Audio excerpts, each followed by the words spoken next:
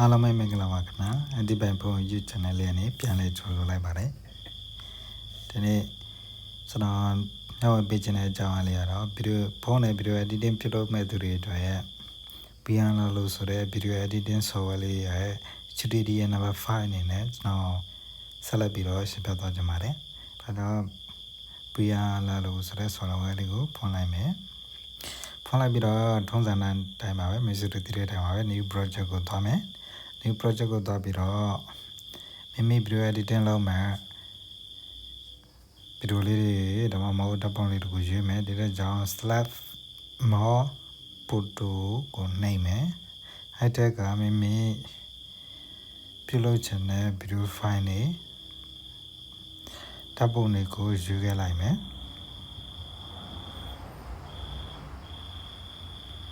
ဒီဓာတ်ပုံလေးကိုရွေးလိုက်မယ်နောက်ထပ်ဒီ video file လေးကိုရွေးလိုက်မယ်မိတ်ဆွေတို့ရွေးချင်တဲ့ video file တွေဓာတ်ပုံတွေကိုဒါလေးကိုထည့်လိုက်အောင်ပါပဲ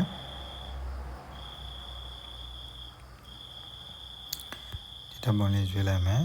ပြရလို့ဆိုရင်နှိပ်လိုက်မယ်နှိပ်လိုက်ပြီးဆိုရင်ခုနကရွေးထားတဲ့ဟာတွေကမိမိဒီဗီဒီယိုတွေဓာတ်ပုံတွေရိုက်ထားတဲ့ရက်တိုင်းဒီထဲမှာလာပေါ်နေတာဖြစ်ပါတယ်မိမိဗီဒီယိုကမိဖုန်းထဲမှာရှိနေတာကြာပြီဆိုလို့ရှိရင်နောက်ဆုံးမှာပေါ်နေပါလိမ့်မယ်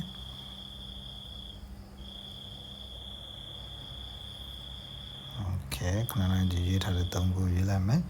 ရေးလိုက်ပြီးဆိုရင်တန်းတပဲမြားလေးနဲ့နှိပ်ပြီးတော့သွားလိုက်မယ် project title ထည့်ချင်လိုက်ရတယ်မထည့်ချင်လိုက်ရတယ်ပြီးဆိုရင် YouTube အချိုးဖြစ်တဲ့16ချိုးကိုရွေးမယ်16ချိုးကိုရွေးပြီးဆိုရင်တို့တွေရောက်လာနိုင်မယ်ပထမဆုံးအနေနဲ့ဒီနေ့ကျွန်တော်မှတ်ပေးချင်တာကတော့ important music လို့ခေါ်တာ music တွေထည့်နေလေပေါ့ဒါကတော့ရှေ့က tutorial number 3မှာရှင်းပြပြီးသွားပြီးသားဖြစ်ပါတယ်ဒါကတော့နည်းနည်းတော့ကျွန်တော်ထပ်ရှင်းပြပါမယ်ဟုတ်ပြီဒီ important music ဆိုတော့ကိုမိမိရဲ့ဖုန်းထဲမှာရှိတဲ့ music တွေကိုထည့်နေပါလေဆိုတော့ tutorial number 3မှာလည်းရှင်းပြပြီးသားပါဒီတော့ကြောင့်ထည့်မယ်ဆိုလို့ရှိရင်ကိုက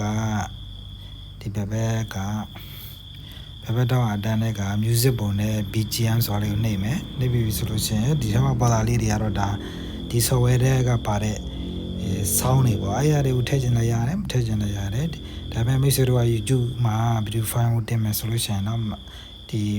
ထက်ကပါတဲ့ sound တွေကိုအသုံးမပြုပါနဲ့ဘာလို့လဲဆိုလို့ရှိရင် copyright နဲ့ညှိနိုင်ပါတယ်ဒါကြောင့်အဲ့လိုစင်ဘယ်လိုလုပ်မလဲဆိုလို့ရှိရင်မိမိဖုန်းထဲက sound တွေကိုတောင်းမယ်ဆိုလို့ရှိရင် file ကိုနှိပ်မယ်နှိပ်ပြီးဆိုရင်ထုတ်လိုက်မယ် upload from the file ဆိုရရေးမယ်အဲ့လိုမှမဟုတ်ဆိုလို့ရှိရင်လည်း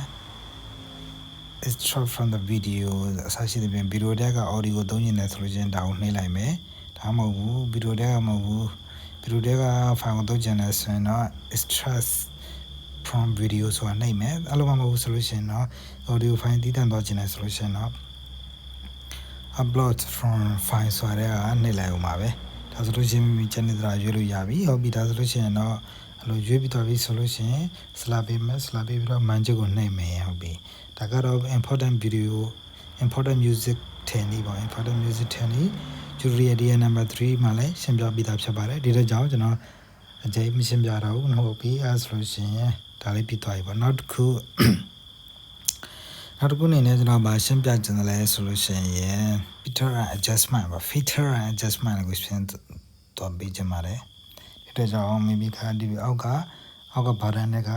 effect ဆိုလဲဝင်လိုက်မယ်ဝင်လိုက်ပြီးဆိုလို့ရှိရင်ဒီနဲ့ဘေးက filter ဆိုတာလေးကိုနှိပ်မယ်နှိပ်ပြီးဆိုရင်ဒီဟာကိုမိမိပြောင်းချင်တယ်လို့ပြောင်းလို့ရပါတယ်ပဲအပြီးကျွန်တော်ဒါလေးကိုပြောင်းလိုက်မယ်same color ပုံလေးကိုပြောင်းလိုက်ပါဗျာဟုတ်ပြီ color ပုံလေးကိုပြောင်းလိုက်ပြီ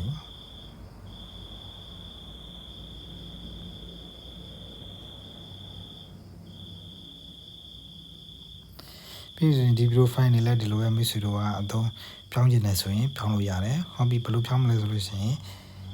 နားနဲ့ပြန်သွားမယ် effect ကိုသွားမယ်နောက်က effect ကိုနှိပ်မယ်ပြီးဆိုရင်ဘယ်ဘက်က feature ကိုသွားမယ် feature ကိုသွားပြီးတော့ဒီစားလေးကိုကျွန်တော်ဖြူမဲပေါ့ဖြူမဲလေးလုပ်မယ်ဒီထဲမှာတက်နေတဲ့မျိုးဆိုပြောင်းလို့ရတယ်နော်ကျောင်းရင်းနေတဲ့ပြောင်းလို့ရတယ်အခုကျွန်တော်ဖြူမဲလို့ပြောင်းဖြူမဲရောင်လေးပြောင်းလိုက်ပါဒီထဲမှာမိတ်ဆွေတို့ Chinese တက်တာထိုက်တယ်လို့အသုံးပြုလို့ရတယ်ပြောင်းလို့ရတယ်ဟုတ်ပြီဒါတော့ဒီ features တော့မဟုတ် adjustments ရယ် color တွေကိုမိတ်ဆွေရဲ့ဗီဒီယိုတွေမှာ color တွေချိန်နေပေါ့ color တွေမိမိ Chinese တက်လို့ချိန်လေးပြုနေဖြစ်ပါတယ် feature adjustment ပြီးပြီဆိုလို့ရှိရင်နောက်တစ်ခုကကျွန်တော်ဘာဆက်ထပ်ပြီးတော့ရှင်းပြချင်တယ်လဲဆိုလို့ရှိရင်ဒီ effect ရပဲအောက်က effect ရအောက်ကဘာရှိမလဲဆိုလို့ရှိရင် face blur လို့ခေါ်တယ်မိတ်ဆွေတို့မလိုချင်တဲ့ဗီဒီယို file တွေကမလိုချင်တဲ့နေရာလေးကိုဝါလိုက်တာတို့ဖြတ်လိုက်တာတို့လောက်နေလေးပေါ့ဒါလေးကဗီဒီယို editing သမားတိုင်းလုံးဝမသိဖြစ်တဲ့ဟာလေးပါမိတ်ဆွေတို့ဖြတ်ချင်တဲ့နေရာဝါချင်တဲ့နေရာလေးတွေကိုရှိတဲ့ solution ဒါလေးနဲ့ဖြတ်မယ်ဝါမယ်ဟုတ်ပြီအဲ့ solution ဘယ်လိုလုပ်မလဲဟုတ်ပြီဒီတစ်ချက်ပြန်ပြီးတော့သွားကြည့်မယ် effect ဝင်မယ်ဝင်ပြီးပြီ solution အောက်ကအောင်ဆုံးက face blur ဆိုတာလေးကိုနှိပ်မယ်အောင်ဆုံးဟာလေးပဲဟုတ်ပြီအဲ့ဆိုရင်ဒါကတော့ blur ဆိုဝါတာဟုတ်ဗျာဝါတာဆိုရင်ဒါလေးဝါမယ်ဆိုရင်ဟုတ်ပြီမိတ်ဆွေတို့ဒီနားလေးကိုဝါချင်တယ်ဆိုရင်ဒီလိုလေးပဲဝါထားလိုက်အောင်အခုစင်အမှန်ချင်းနှိပ်လိုက်ပြီးဆိုရင်ဘယ်လောက်ထိအောင်ဝါချင်တယ်ဗီဒီယိုဖိုင်ထဲမှာအဆုံးထိဝါချင်တယ်ဆိုရင်အဆုံးထိအောင်ဝါလိုက်အောင်မယ်ဟုတ်ပြီအဆုံးထိအောင်ဝါချင်ရင်တော့ဒီပုံလေးပါတဲ့နေရာမှာပဲဝါချင်တယ်ဆိုလို့ရှိရင်လည်းအဲ့လိုလေးပဲဒီပုံလေးပါတဲ့နေရာဆုံးတဲ့နေရာထိအောင်ဆွဲထည့်လိုက်မယ်ဆွဲထည့်ပြီးတော့ down နှိပ်လိုက်အောင်ပါပဲဟုတ်ပြီအဲ့လိုမှမဟုတ်ဘူးကျွန်တော်ဗီဒီယိုဖိုင်တွေကိုဝါချင်တယ်ဗီဒီယိုဖိုင်တွေကိုဖြတ်ချင်တယ်ဆိုလို့ရှိရင်လည်းရပါတယ်အဲ့ဆိုလို့ရှိရင်လည်း effect ကိုသွားပြီးဆိုရင်ခုနကတော့က face blur ဆိုတာနှိပ်လိုက်ပြီးတော့ဥပမာကမျက်နှာကိုဝါချင်တယ်ဆိုလို့ရှိရင်ဒီမှာဒုတိယမြောက်ကမျက်နှာပုံလေးဝါတဲ့ဟာလေးကိုနှိပ်လိုက်အောင်ပါပဲမိတို့စိတ်ကြိုက်အကြည့်အသေးချက်လို့ရတယ်ဟုတ်ပြီဒါဆိုလို့ဒီ profile နဲ့ဒီမျက်နှာကိုဒါတော့ဒီကျွန်တော်ရွေးတဲ့ video file တယောက်ပဲပါလို့တစ်ခုပဲပါလို့ပါမိတ်ဆွေတို့ကအများကြီးပါတယ်တရားကိုမပေါ်စီကြုံမျက်နှာမပေါ်စီကြုံဆိုရင်ဒီလိုလေးဖြတ်ထားလို့ရတယ်ဟုတ်ပြီဒါကတော့ဖြတ်နေလေးပေါ့လေဟုတ်ပြီအဲ့ဒါဆိုလို့ရှိရင်ပြီးပြီဆိုလို့ရှိရင်ထုံးစံအတိုင်းထားကိုနေမိကဘယ်လောက်ထိအောင်ဖြတ်ချင်တာလဲပေါ့ဒီဗီဒီယိုတွေကပါသလောက်ပဲဖြတ်ချင်တာဆိုလို့ရှိရင်တော့ပါသလောက်ကိုမိတို့ချန်နေတဲ့သူတို့ဆွဲလိုက်လို့ရတယ်ဆွဲချက်လိုက်လို့ရတယ်ခြုံလိုက်လို့ရတယ်ဟုတ်ပြီဒါကတော့ဒီ effect က feature and adjustment 3နည်း effect 3နည်းပြီးတော့ blur face blur ပေါ့မိတ်ဆွေတို့မလိုချင်တဲ့နေရာတွေကိုဖြတ်လိုက်နေဝါနေလေးဖြစ်ပါတယ်ဟုတ်ပြီနောက်တစ်ခုအနေနဲ့နောက်တစ်ခုအရေးကြီးတဲ့ဟာလေးကိုနောက်ထပ်တစ်ခါထပ်ရှင်းပြချင်ပါတယ်အဲ့ဒါကဘာလဲဆိုလို့ရှိရင်အောက်ကဘာထဲမှာပါတယ် PIP ဆိုတဲ့ဟာလေးပါ PIP ဟုတ်ပြီ PIP ကဘာလဲဆိုလို့ရှိရင် PIP က picture in picture ဆိုတာမိတ်ဆွေတို့လိုချင်တဲ့ဒီဗီဒီယိုလည်းရတယ်ပြီးတော့ဓာတ်ပုံတွေလည်းရတယ်အဲ့ဒါလေးတွေကိုထည့်နေပေါ့ဥပမာမိတ်ဆွေကဒီနားလေးမှာဓာတ်ပုံတစ်ပုံထည့်ခြင်းတယ်အဲ့ဒါဆိုလို့ရှိရင်ဒီ PIP တဲ့ကိုသွားမယ်သွားပြီးဆိုရင်မိတို့ထည့်မဲ့နေရာကိုတည်ထားမယ်ထားပြီးဆိုရင် image ဆိုတာနှိပ်မယ်နှိပ်ပြီးဆိုလို့ရှိရင်ဒီထဲမှာမိတို့ထည့်ခြင်းတဲ့ပုံရှိလားမရှိဘူးဆိုလို့ရှိရင်ဒီဘက်ကနေ slam out photo တွေကနေရွေးလိုက်မယ်အခုကျွန်တော်အစမ်းလေးထည့်ခြင်းမှာပါထည့်ခြင်းမယ်လေစမ်းပုံလေးထည့်ကြည့်မယ်ဗျာစမ်းပုံလေးထည့်ကြည့်မယ်စမ်းပုံလေးကဘယ်ပုံထည့်ရမလဲ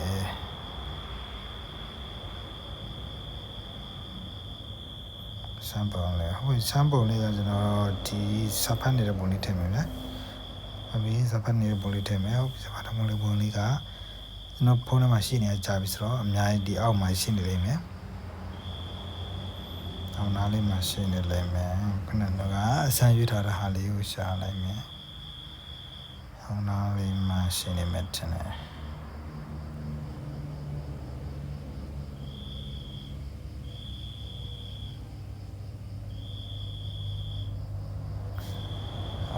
တော်ဒါလေးထားနော်ဒါလေးဟောပြီးကျွန်တော်ယူထားလေးယူလိုက်မယ်ဟုတ်ယူလိုက်ဒီထက်မှရောက်သွားပြီဆိုလို့ရှိရင်ဒီထက်မှကဲမိတ်ဆွေတို့ကဒီဥစ္စာကိုပြည့်လို့ချင်သလားဒါမှမဟုတ်ဘူးပြည့်မလို့ချင်ဘူးဆိုလို့ရှိရင်လည်းချုံလိုက်မယ်နည်းနည်းလေးပဲလို့ချင်သလားနည်းနည်းလေးလို့ချင်လိုက်နည်းနည်းလေးတော့လေးထည့်လိုက်မယ်မိတ်ဆွေတို့ထည့်ချင်တော့ဗီဒီယိုဖိုင်လေးထည့်လို့ရတယ်မိတ်ဆွေတို့ဒီနားလေးမှာအသေးလေးပဲလို့ချင်တာမဟုတ်ဘူးမိတ်ဆွေတို့ဒီကိုယ့်ရဲ့ logo တွေလည်းဒီလိုပဲထည့်ရနော် logo တွေကလည်းမိမိတို့ logo ဒီဇိုင်းလေးကိုယူလိုက်မယ်ယူလိုက်ပြီးပြီးတော့ခုနကတော့ PNB နဲ့ PNB ကနေ image ကိုသွား image ကနေမှခုနကတော့လို့မိမိ logo ဒီဇိုင်းလေးကိုယူမယ်ယူပြီးဆိုရင်ဒီမိမိထည့်ချင်တဲ့နေရာလေးကိုထည့်လိုက်ပြီးတော့မိတ်ဆွေတို့စိတ်ကြိုက်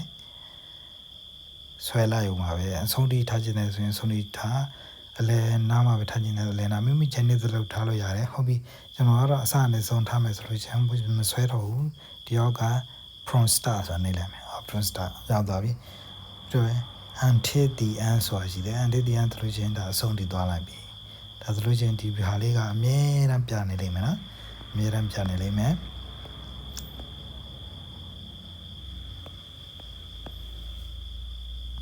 ပြီးပြီဆိုလို့ရှိရင်တော့ထုံးစံတိုင်းတန်းကိုနှိပ်လိုက်အောင်ပါပဲဒါကတော့ PNB ဆိုတဲ့ထဲနည်းလေးပေါ့ပြီးအဲ့လိုမှမထည့်ချင်မေးဆိုတော့ကဒီဟိုဒီဗီဒီယိုတွေထည့်ချင်တာဆိုလို့ရှိရင်လည်းဒီဗီဒီယိုကိုနှိပ်လိုက်အောင်ပါပဲဗီဒီယိုထည့်ပြီးတော့ဗီဒီယိုနှိပ်ပြီးဆိုလို့ရှိရင်ဒီပေါ်ရောက်လာလိမ့်မယ်ရောက်လာပြီးတော့ဗီဒီယိုကိုအသေးလို့ချင်လားကြီးလို့ချင်လားဒါမှမဟုတ်ဆိုလို့ရှိရင်အဆုံးလေးလို့ချင်လားအစားလေးလို့ချင်လားမိမိကြိုင်နေတဲ့လို့ထည့်လို့ရတယ်ထားလို့ရတယ်ဒါကတော့ PNB ဆိုတဲ့ဒီ tool လေးကိုအသုံးပြုနေဖြစ်ပါတယ်ဒါလေးကမိတ်ဆွေတို့ video editing လုပ်တိုင်းဒါလေးကအသုံးပြုနေရမှာဖြစ်ပါတယ်ဒါလေးကအရန်ကိုအသုံးဝင်ပါတယ်ဒါကြောင့်ဒီနေ့ tutorial ကတော့ဒီလောက်နဲ့ကျွန်တော်တော်လိုက်မယ်ဘာလို့လဲဆိုရင် video finding မိနစ်တွေများသွားပြီဆိုလို့ရှိရင်လည်းကြည့်ရမှာပြင်သွားလိုက်မယ်ဟုတ်ပြီဒီနေ့ကျွန်တော်ရှင်းပြတော့ inverted music technique ပြီးပြီဆိုလို့ရှိရင် filter and adjustment လို့ခေါ်တယ်ဒီပိုတိုတွေဗီဒီယိုတွေကိုမိမိ channel တက်သလိုအယောင်ပြောင်းပြီးကာလာချိန်ပြီးဖြစ်ပါတယ်နောက်တစ်ခုကဘာလဲဆိုလို့ရှိရင် face blur လို့ခေါ်တဲ့မိတ်ဆွေတို့မလိုချင်တဲ့နေရာတွေကိုဝါးနီးဖြတ်နီးလေးဖြစ်ပါတယ်ဒါလေးလည်းရန်သုံးဝင်ပါတယ်နောက်ဆုံးတစ်ခုကဘာလဲဆိုရင် PNB လို့ခေါ်တယ် PNB လို့ခေါ်တယ် picture and picture ပေါ့ဓာတ်ပုံတွေမိတ်ဆွေတို့ video editing လုပ်တဲ့ video ထဲမှာအပေါ်ကဖြစ်ဖြစ်အောက်ကဖြစ်ဖြစ်အကုန်လုံးပဲဖြစ်ဖြစ်ပါနော်အကုန်လုံး video တစ်ခုလုံးကိုဖုံးလိုက်တာပဲဖြစ်ဖြစ်ဓာတ်ပုံတွေကိုဓာတ်ပုံတွေသုံးဖို့ video တွေကိုဆွဲယူပြီးတော့တခြားတဲ့တစ်ခုတည်းကနေဆွဲယူပြီးတော့ဒီ video file တစ်ခုထဲမှာထည့်နည်းလေးပေါ့ထည့်နည်းလေးဒါမှမဟုတ်နောက်တစ်ချက် logo ထည့်နည်းလို့လည်းပြောလို့ရပါတယ်အဲ့ဒါကတော့ video file ပဲဖြစ်ဖြစ်ဒီဓာတ်ပုံပဲဖြစ်ဖြစ်မိတ်ဆွေတို့အဆင်ပြေသလိုကျွန်တော်တို့အသုံးပြုခြင်းသလိုထည့်လို့ရပါတယ်ဒါလည်းတော့ PNB ဆိုတဲ့ဒီချိုးအသုံးပြုနေလေးဖြစ်ပါတယ်ဒါကတော့ဒီနေ့ VLLO ဆိုတဲ့ video editing software လေးရဲ့tutorial number 5အနေနဲ့တင်ပြပေးခြင်းဖြစ်ပါတယ်ဒီဗီဒီယိုလေးကမိတ်ဆွေတို့တဲ့တစ်စုံတရာထူးရှိမယ်ဆိုလို့ရှိရင်ကျွန်တော်ရဲ့ YouTube channel လေးကို subscribe and ဒီဗီဒီယိုအသစ်တွေတင်တိုင်းသိရဖို့အတွက် notification လေးကိုနှိပ်ပေးဖို့ကျွန်တော်တောင်းဆိုပါရစေအားလုံးကိုကျေးဇူးတင်ပါတယ်နောက်ဗီဒီယိုဒီမှာပြန်လည်ဆုံတွေ့ကြပါစို့ခင်ဗျာ